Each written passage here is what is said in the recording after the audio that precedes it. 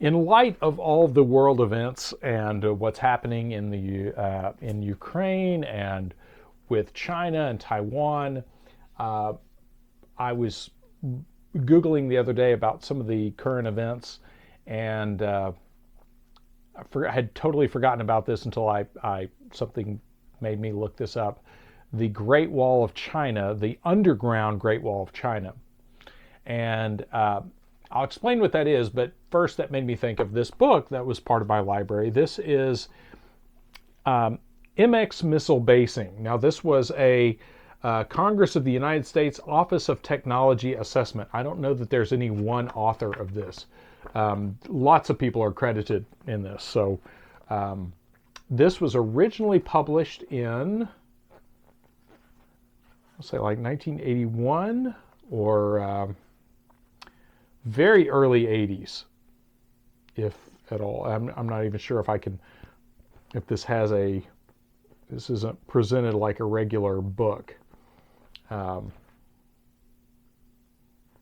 But anyway, suffice to say, this is very early 80s. This is MX Missile Basing Strategies.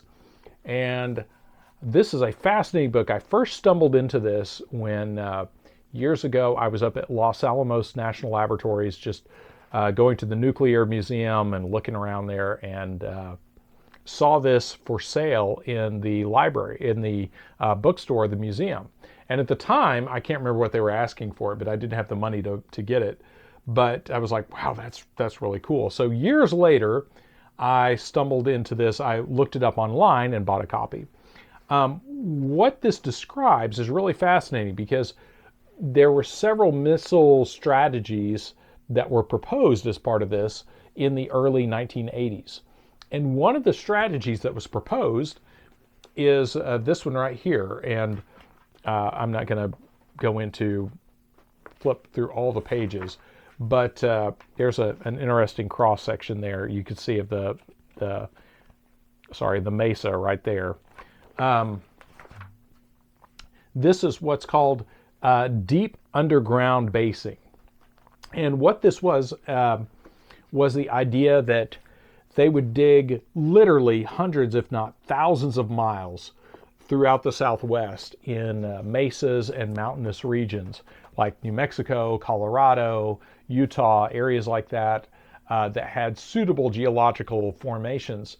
And what would happen was these tunnels would be used to house hundreds or thousands of missiles. And these missiles were all reserved for a second strike capability. So for instance, if another country launched a nuclear attack on the United States and took out a significant chunk of cities and infrastructure, we would be able to strike back with all of these missiles hidden in mountains and so forth. But it would require a little bit of time. So this proposed the idea that these missiles, all being kept in tunnels in these tunnel networks, would then burrow out and then launch from there. And you can see that in some of these illustrations. Let's see if I can. Here's the requisite tunneling machine, and here is. I'll hold that up so you can see a little bit better there.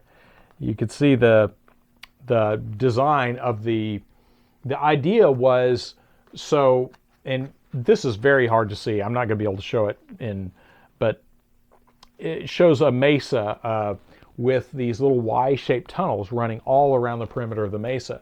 And the idea was, by doing this, there was no single point where someone like the Soviet Union could target a specific missile silo. That they would then, after this first strike, after the first salvo of missiles hit, they would then tunnel out of this network and then launch from this network of underground tunnels, and thus allowing them to one-up the missile strike of the enemy one more time. The reason I found this interesting is this seems to be that this technique seems to be what was employed by China. Now, I've heard rumors that in the United States, even though they claim that this was a bypass, this was a strategy that they passed over as something that was not practical.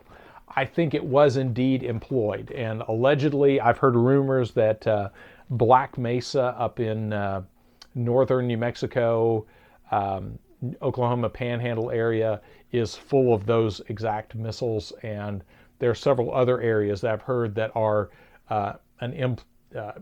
a version of this program in action. Now, supposedly the Chinese took this to the nth degree and tunneled thousands of miles through the Chinese countryside, and they have what they refer to as the Great Wall, the underground Great Wall of China, that houses hundreds, if not, again, thousands of missiles, who knows, because they're all subterranean, for using the exact same strategy.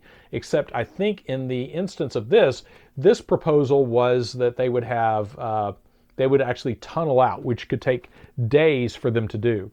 The Chinese strategy is there's tunnel entrances periodically that are recognized tunnel entrances that are already bored out, already have doorways, blast doors and whatnot. So it would literally be an issue of just the tunnel doors open, the truck with the missile drives out and launches. Given all of the geopolitical craziness happening right now, I think that's an important thing to bear in mind, that you have several countries, the United States, China, and the former Soviet Union, or Russia, all using various degrees of nuclear warfare subterfuge to fool the other into what is or is not the extent of their arsenal. So really interesting. It does make me wonder, did somebody in mainland China see this and go, that's a really good idea, and implement this? I don't know. But, oh, here we go. Here's the publication date, September of 1981. So, fascinating study on the MX missile basing program. Another last little anecdote on this. I had, when I first got interested in researching weird military facilities and whatnot, a friend of mine who his dad worked for Lockheed, I asked him about some of this and told him about some of the facilities I'd stumbled into in my research. And he was like, oh, that's nothing.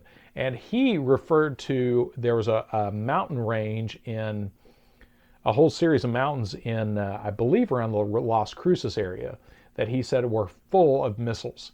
And I'm assuming it was something along the plan outlined here in this book.